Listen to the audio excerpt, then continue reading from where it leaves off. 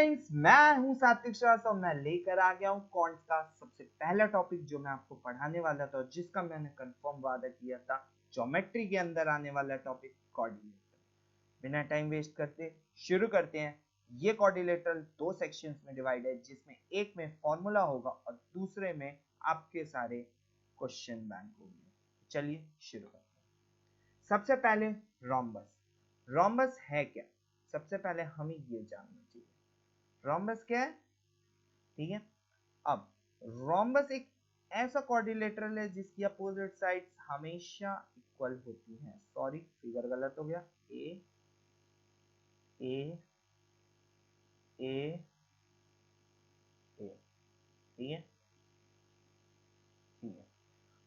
इसके जितने भी डायगोनल्स होते हैं बाइसेक्ट करते हैं एक दूसरे को।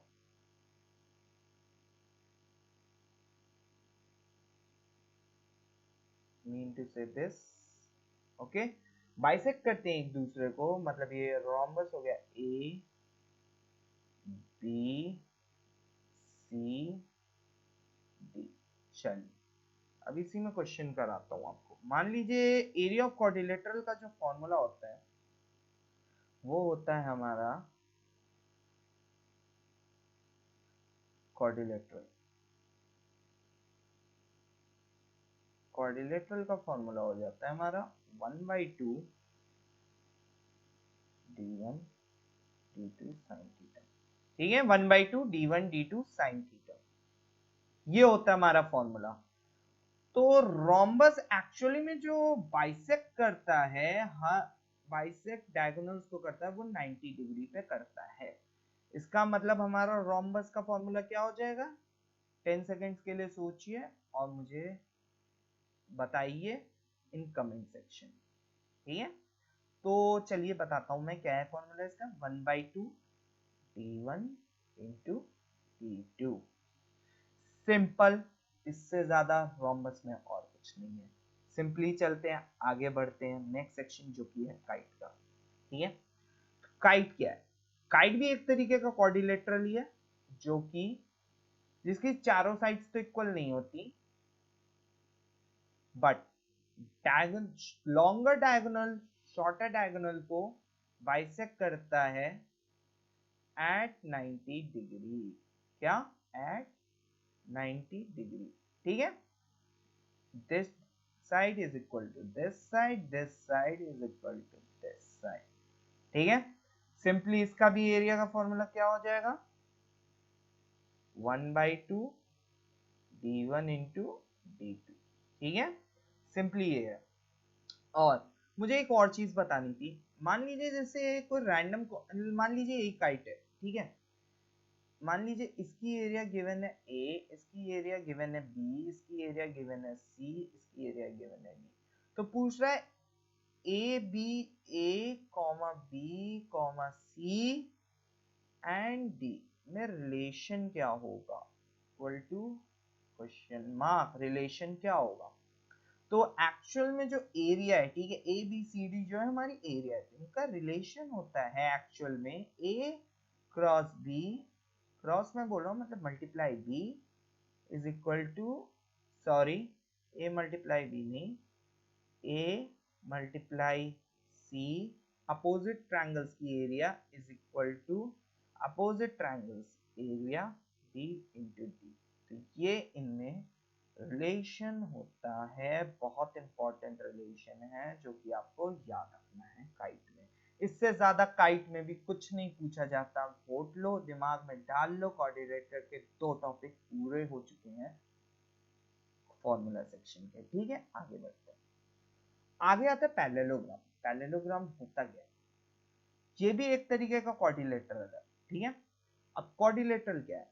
जिसमें अपोजिट साइड्स हमारी पैरेलल और इक्वल होती हैं। ठीक है, अपोजिट साइड्स हमारी पैरेलल और इक्वल होती है, ये बन गया हमारा पैरेललोग्राम, और इंटरसेक्ट करती हैं एक दूसरे को। ठीक है, मतलब ये वाला साइड इस साइड के इक्वल है और ये वाला साइड इस साइड के इक्वल है। ठीक है, ये मान लो ए साइड हो गई ए बी, पैरेललोग्राम का नाम क्या होगा? Parallelogram A B C D. ठीक है। अब इनकी कुछ इंपॉर्टेंट प्रॉपर्टीज होती है। मान लो सबसे पहली प्रॉपर्टी क्या होती है, angle A plus angle B equal to 180 degree. अब देखिए मैं इसके प्रूफ में नहीं जाना चाहता बिकॉज यूज नहीं है, बस इन सारे कॉन्सेप्ट को याद करना जरूरी है। फिर आते हैं दूसरे कॉन्सेप्ट पे जिसमें angle A equal to angle C होता है। इट मींस कि अपोजिट एंगल्स जो होते हैं पैरेललोग्राम में वो इक्वल होते हैं। इसी तरह से angle B is equal to angle D. ठीक है, चलिए नेक्स्ट पॉइंट पे बढ़ते हैं। ठीक है, इतना हो गया। और क्या हो सकता है, अब ये सोचिए, अगर ये पॉइंट का नाम हमने दे दे ओ, ठीक है, तो AO equal to what, CO। Good, जितने जितनों ने ये आंसर दिया है उनको मेरे तरफ से एक लाइक। फिर AO equal to CO, then DO equal to BO। ठीक है, इस तरीके से हम पैरेललोग्राम की भी प्रॉपर्टीज जान गए। अब इसमें एक सबसे इंपॉर्टेंट प्रॉपर्टी और होती है जिसको याद रखना बहुत जरूरी है कि अपोजिट जो भी डायगोनल्स के स्क्वायर का सम होता है, मतलब AC square plus BD square, ठीक है, उसका सम इज इक्वल टू क्या होता है, sum of all the four sides के स्क्वायर के बराबर। AB square plus BC square plus CD square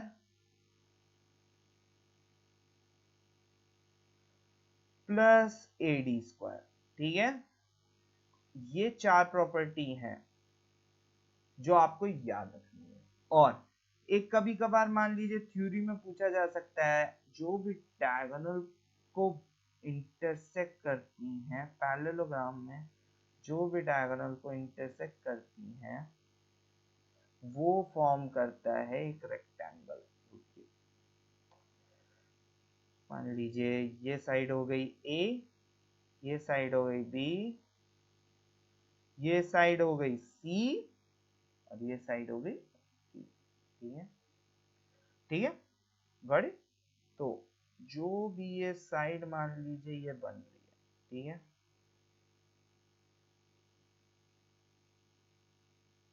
इस तरीके से एक, तो ये क्या फॉर्म करेगा, एक रेक्टेंगल। जो ये वाला फिगर है वो एक रेक्टेंगल फॉर्म कर लेगा। बहुत इंपॉर्टेंट प्रॉपर्टी, ये भी एक तरीके से प्रॉपर्टी में याद रखना, कई बार क्वेश्चन पूछ लिया जाता है। ठीक है, तो इस चीज को बहुत घोट लो, ये पांच चीजें पैरेललोग्राम में इसके बाहर जनरली नहीं आता है। इसी के इर्द गिर्द घूमते रहेंगे, टॉपिक्स इसी के अराउंड रिवॉल्व करते रहेंगे। तो चलिए पैरेललोग्राम हो गया है, अब आगे बढ़ते हैं। ट्रेपीजियम, ये भी दमदार टॉपिक है क्वाड्रिलेटरल में। ट्रेपीजियम क्या होता है, मान लीजिए हमें जो मालूम है ट्रेपीजियम के बारे में कुछ इस टाइप का फिगर मालूम है। ठीक है, ठीक, मान लीजिए ये trapezium A B C and D के बराबर है। ठीक, अगर इसी में एक पॉइंट मैं दे देता हूं यहीं पे E एंड F, जो कि पैरेलल है AB और CD के, तो मुझे वैल्यू फाइंड करनी है मान लीजिए EF की। तो उसको निकालने का तरीका क्या है, तो EF को निकालने का एक्चुअल में तरीका होता है कि EF equal to AB plus CD whole divide by 2। ये पहली प्रॉपर्टी। ठीक, अब एरिया क्या होती है, एरिया क्या हो जाएगी, एरिया ऑफ ट्रेपीजियम क्या हो जाएगी हमारी, बताइए जल्दी से। हाँ जी, बिल्कुल सही, 1/2 sum of parallel sides AB plus CD into height. Height क्या होती है हमारी, ये हाइट हो गई, ठीक, जो कि 90 डिग्री, तो यही हमारी हाइट हो जाती है ट्रेपीजियम में। अच्छा, मैं एक चीज भूल गया, पैरेललोग्राम में दोबारा चलते हैं, एक सेकंड आइए, ठीक है। पैरेललोग्राम का एक चीज और मुझे एरिया बताना था। जो एरिया होता है पैरेललोग्राम का, उसका फॉर्मूला होता है बेस इंटू हाइट, ठीक है। जितना भी एरिया निकालने का फॉर्मूला बता रहा हूँ, इसका क्वेश्चन करूंगा, बिकॉज थ्योरी करके आपको मतलब नहीं है, मैं एक्सप्लेन करूंगा, आपको समझ में आए ना समझ में, डायरेक्ट क्वेश्चन करेंगे तो ज्यादा बेटर पड़ेगा, वहां पे आपको अच्छे से एक्सप्लेन करूंगा, जो कि वीडियो कल आ जाएगी, ठीक है। ट्रेपीजियम, इससे ज्यादा और कुछ नहीं है ट्रेपीजियम में, ज्यादातर तो नहीं है। अच्छा हाँ, एक मेन पॉइंट और है, जो भी स्क्वायर का सम होता है फॉर ट्रेपीजियम, ठीक है, जैसे मान लीजिए BC का स्क्वायर, थोड़ा इमेजिन करिएगा, BC का स्क्वायर प्लस हमारा AD का स्क्वायर, डायगोनल्स का जो स्क्वायर का सम होता है ट्रेपीजियम में, वो होता है हमारा किसके बराबर, स्क्वायर का सम कर दें हम नॉन पैरेलल साइड्स का, मतलब AC का स्क्वायर प्लस BD स्क्वायर, ठीक है, ये कर देते हैं, फिर उसके बाद कर दो टू टाइम्स कर दें हम पैरेलल साइड्स का प्रोडक्ट AB इंटू सी, ठीक है। इस तरीके से हमें ये चार प्रॉपर्टी बिल्कुल, सॉरी यहाँ पे तीन प्रॉपर्टी है, तीन प्रॉपर्टीज हमें अच्छे से घोट के याद कर लेनी है, इसके बाहर जनरली नहीं आते किसी भी प्लेसमेंट रिगार्डिंग पेपर या कॉम्पिटिटिव लेवल में। चलिए एक टॉपिक और पढ़ते हैं, जो कि आखिरी टॉपिक है हमारा क्वाड्रिलेटरल में, इसके बाद कल हमारी क्वेश्चन बैंक की वीडियो आएगी, जिसको जरूर देखिएगा। ओके, चलते हैं। रेक्टेंगल, ठीक है, अगर रेक्टेंगल की बात की जाए तो होता क्या है रेक्टेंगल, एक ऐसा क्वाड्रिलेटरल जिसके सारे साइड्स 90 डिग्री फॉर्म करें, ठीक है।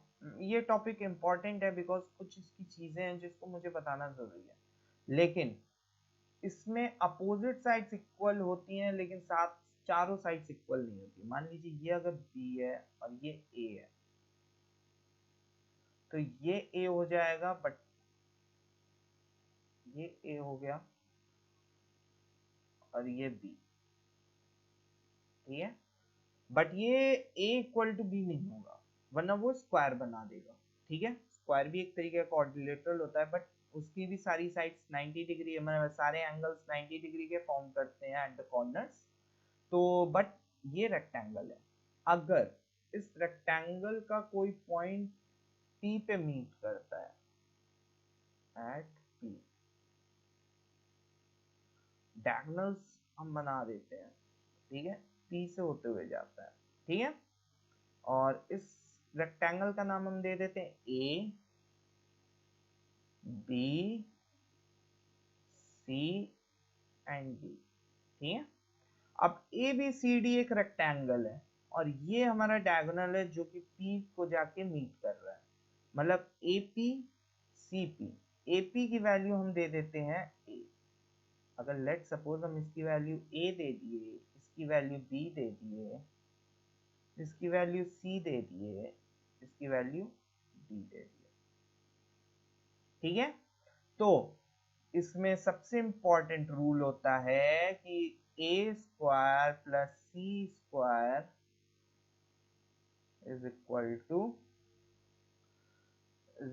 To B square plus D square. ये बहुत इंपॉर्टेंट रूल है, क्या ये, ठीक है, ये बहुत इंपॉर्टेंट रूल है, इसको याद कर लीजिए। इसके आगे रेक्टेंगल में और कुछ नहीं है, ना कि आपके क्वाड्रिलेटरल में इसके बाहर और कुछ नहीं पूछा जाता है। तो यही टॉपिक है जो कि जिस पे कल मैं क्वेश्चंस कराऊंगा और आपको इसके सॉल्यूशन प्रोवाइड करूंगा, और भी अगर आपको फर्दर कोई भी क्वेश्चन होता है तो आप हमें कमेंट सेक्शन में डालें, नहीं तो हमारे गिवन यूआरएल लिंक में इंस्टा या फेसबुक पे हमें डीएम करें, हम जरूर उसको रिस्पॉन्स करेंगे, ये हमारा वादा है। So thank you and have a nice day.